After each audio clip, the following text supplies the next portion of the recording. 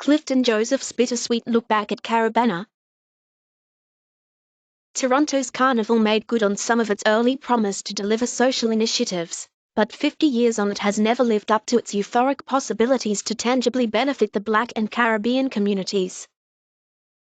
50 years after they flew in coconut trees from the islands and replanted them on Olympic Island, it's easy to forget the influence of Toronto's first Caribana festival in 1967. Its mile-long carnival procession of 1,000 people in gaily-coloured costumes gyrating to the music of 5 calypso bands, and its politics of Black liberation, social focus, independent financing and deep community connection and participation. Before Caribana, the premier event in Black Toronto was the annual Emancipation Day Parade, held every November in the West End. The parade was a military-style event started by the descendants of fugitive American slaves who escaped to Canada and settled in the rural communities of southern Ontario. In the 1950s, its main organizer was the Canadian Negro Women's Association, the group credited with starting the first Black History celebrations, and who, from 1952 until 1964, also produced yearly Caribbean carnivals primarily as fundraisers for the scholarships they provided to Caribbean students and programs they ran for immigrants. One of the group's leaders, Verda Cook, was also a founding director of Caribana. When the federal government encouraged the country's multicultural communities to mount events in tribute to Canada's centennial celebrations, a Caribbean Centennial Committee was created that included pan-Caribbean academics, students and professionals. On the 2nd of July, 1967, the group outlined the festival that would represent the cultures of the 10 main Caribbean islands, in addition to Bermuda and Guyana.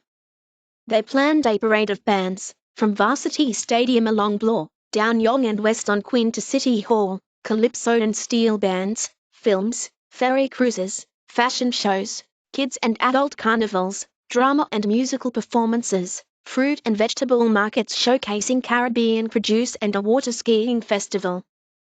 Echoing the committee's Caribbean bravado and braggadocio, the Toronto Star reported that the event plans to blow the centennial works in a winding one-week celebration designed to pale the 67 efforts of any other metro ethnic community.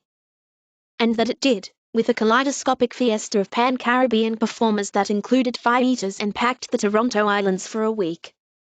What was then a small Caribbean population of 12,000 raised $46,000 of the total budget of $50,000. City officials and media were effusive in their praise. Mayor William Dennison urged festival chair Sam Cole to make it a yearly event. Notably, Caribana organizers balanced their books. But, according to Jamaica-born Eric Lindsay, lawyer and founding director, they didn't do it alone. The West Indian governments were prepared to contribute artistic talent and pay for the transportation of artists from Trinidad, Jamaica, etc., he told the Star, adding that local businessmen, individuals and groups also gave unstintingly of their resources of time, money, expertise, products. We had good help, plenty of it, at little or no cost. Caribana organizers were not just about party and jump up. They were also about politics. They pledged to acquire, maintain and operate a community center and to achieve social development, economic empowerment and unity within the Black and Caribbean communities through the industrialization of the Caribbean carnival culture. But as time went on, these programs faded and Caribana's focus turned to the party and jump up. It didn't take long for infighting and concerns about the direction of the organization to follow. Many were dissatisfied when the promised community center never materialized and criticized the CCC for not doing enough.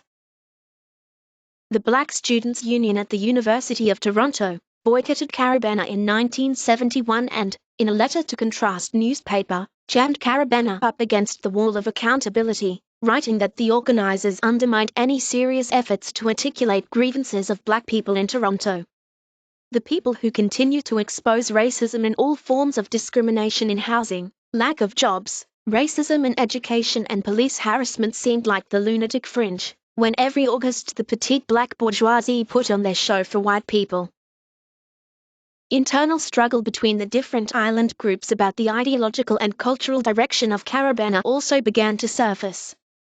According to Frank E. Manning's 1983 academic article, non-Trinidadians wanted a pan-Caribbean festival like the one produced in 1967, with a focus on black racial identity in which the calypso, steel band and carnival dimensions were only one component, while the Trinidadians, especially the band leaders, wanted to pattern the festival after Trinidad and Tobago's carnival, with them in charge.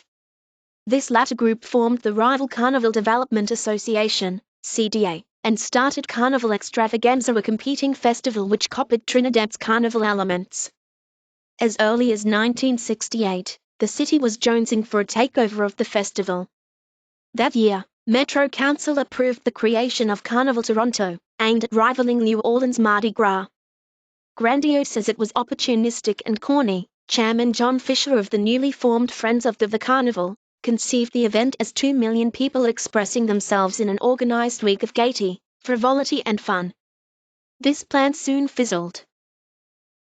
From the jump, the three levels of government treated Caribana with stone-cold ambivalence. They welcomed its party splash and infusion of cultural flash, but dashed when it came to digging into their stash and putting up some cash. At the same time, they threw shade at Caribana's social thrusts. In 1974, the provincial government turned down a request for $25,000. Strapped for cash, the CCC's directors signed personal loan guarantees to stage the festival. 2 years later, the province decided to fund Caribana's rival, the CDA, with a grant of $20,000. The festival existed hand-to-mouth with its future in doubt. One of the main reasons given by the different levels of government for their lackluster financial support was that the organizing committee didn't have any official figures to back up their claims of economic impact. In 1989, Caribana remedied that by hiring Pricewaterhouse and Decima Research to conduct 2 studies, which respectively showed that Caribana attracted over 1 million people yearly and generated $300 million in economic spin-offs for the city. But governments remained tight-fisted. Staff took 30% pay cut. It's truly a wonder they were able to stage the festival that year in such chaos. Before it started large-scale funding, the city would loan Caribana money that would be paid back through profits. But oftentimes there was no profit and Caribana accumulated a large debt. When it finally started regularly funding the festival, the city would claw back charges for services like policing and garbage collection for the festival. The left hand giveth and the right hand taketh away. Longtime festival publicist Stephen Ware explained that it got to the point where you have to decide, should we give the mass bands their money, or should we get fences and porta potties? Or do we pay the police because the police want to be paid in cash? All of these were decisions that meant some groups within the festival got screwed. In 2010, Caribana Arts Group sued the FMC and Scotiabank, title sponsor of Caribana at the time.